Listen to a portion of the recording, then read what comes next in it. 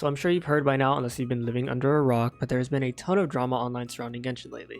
Concerns over the game have been slowly building up, and it seems that the glass is finally starting to crack, especially over in China, because players are finally speaking out against Hoyoverse. Last week, during the 4.4 special program, we learned we will once again be getting a free Liyue 4-star of our choice, which is cool I guess, as well as one 10 pool. However, they also made sure to let us know that to thank us for our time and continued support of the game, they would also be giving us 3 intertwined fates. 同时，为了感谢旅行者们在过去1年里的支持与陪伴，我们还将通过游戏内邮件的方式为旅行者们奉上3个纠缠之源。Yes, I'm not joking. 3 pulls, 3 dull blades. This is serious. This is honestly kind of borderline insulting. And the crazy part is this isn't even the first annoying thing Hoyoverse has done this month. Some time ago, I'm sure you've heard, but a dev blog was posted detailing a new artifact loadout system. And at first glance, it was like, oh my gosh, we've been asking for this forever, until we actually read the post.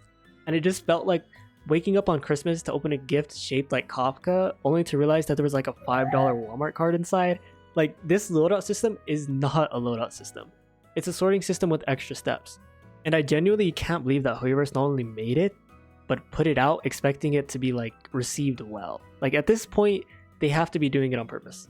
It might be time that we just like realize that things are never going to get better, and that Genshin is really just a social experiment to see how much they can profit off of a game that treats its fan base terribly. And it becomes even more agitating when you look at Hoyoverse's other game, Honkai Star Rail. Star Rail recently received a limited 5-star character for free, Dr. Ratio, who is one of the strongest units in the game as far as I'm aware. I haven't used him yet, but I've heard only good things. When Honkai Star Rail is brought into the conversation, a lot of Genshin players are quick to run to Genshin's side. You know, they have to protect their billion-dollar company and say, oh, let's not compare the two games. They're too different. Let's all live in peace. But like, honestly, I think we really should. As players, we should strive for fair treatment for both games. People are not comparing the two games just to dunk on Genshin because Genshin equals bad. But many are doing this because we want the best for the game. Why should we players settle for this unfair treatment when Star Rail is not only getting better rewards, but better updates as a whole? This has caused an outroar of criticism not only from the Western players, but thankfully the CN side. Chinese netizens have not only mass unfollowed and review bombed Genshin on Douyin and Bilibili, but have also been review bombing and mass unfollowing Genshin's business partners such as KFC, Pizza Hut, and Haiti. Which just so smart, you know, they're ahead of us. What did we do here? We review bombed what, Google Classroom and Arknights, was it? Like, oh my god. This is a big deal because Hoyoverse has a history of not addressing problems until the CN player base complains about it. Like, it just feels sometimes like they just don't care about us, like outside of CN. For example, the whole thing with Zhongli and how he was weak and then he eventually got buffed after CN players complained. On the English side of things, there are not only a lot of people criticizing Genshin right now, but this has all caused some drama between even content creators and, you know, even between fans themselves. There's so many like fan wars going on, and it seems like on one side of things, there's a crowd who thinks that Genshin is a perfect haven and anyone who interrupts their bubble with negativity shall be stoned to death. Like, it's kind of crazy. And on the other side, some people believe that criticism is not a bad thing and is healthy for the game to succeed. I mean, look at Wuthering Waves, who recently basically redid the entire game due to feedback, and they even thanked players for letting them know what was wrong. At the end of the day, I'm not saying that as a Genshin player you need to be voicing these concerns, because there are some people who genuinely love collecting Mint and Berry and think the game is okay, you know, and they love that. And, you know, I envy you who are entertained by that kind of stuff, so don't feel obligated to agree just because it's what someone tells you to think.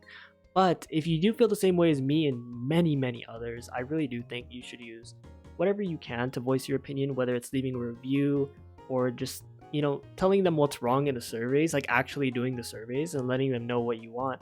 Like, I think you should do what you can as a consumer to try to get a better product. Because, I mean, at the end of the day, you have a right to expect more from a billion-dollar company like Hoyoverse. As of right now, nothing has happened besides Hoyoverse saying they will improve the rewards.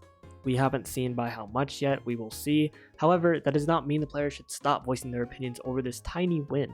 A lot of players and even content creators get so much backlash for talking about the problems in this game, so I know it can be a little intimidating to voice, especially in this community. But trust me when I say that you are completely within your right to want a better product, especially from a company as big as Hoyoverse, like I said. And I hope that those who only want this bubble of positivity and hate anyone who pops that bubble realize that criticism is not a bad thing.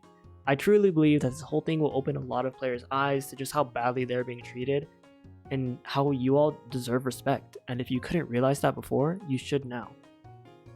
Thank you all for watching. If you made it this far, I am a little late to this because I honestly haven't made a video in a long time, and I thought that this might be a good time to come back, to voice my opinion, to help the cause, with my probably like 50 views that this is gonna get, if I get lucky. But yeah, thank you if you made it this far, and I hope I helped someone catch up to speed on this if they didn't know, or maybe that it was just a nice little video for those of you that didn't know already.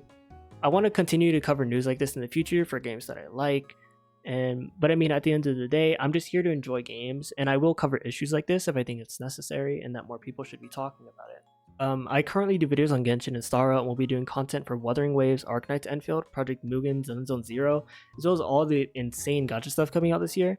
Like, I don't know, Project Mugen's probably not coming out this year, but you know what I mean. And I will be covering news for all those games. I'm trying to get into the beta for all of those, but I never get accepted to anything, so I'm probably just gonna have to wait for a global release. So yeah, if you're interested in any of that stuff, stick around. Honkai, Hoyoverse, any gacha games coming out this year. Yeah, stick around. I'd really appreciate it. And I think that's all. See you. Also, why is there still no way to guarantee a certain standard character? It's been 3 years and I still don't have a Mona. That's kind of insane, I think.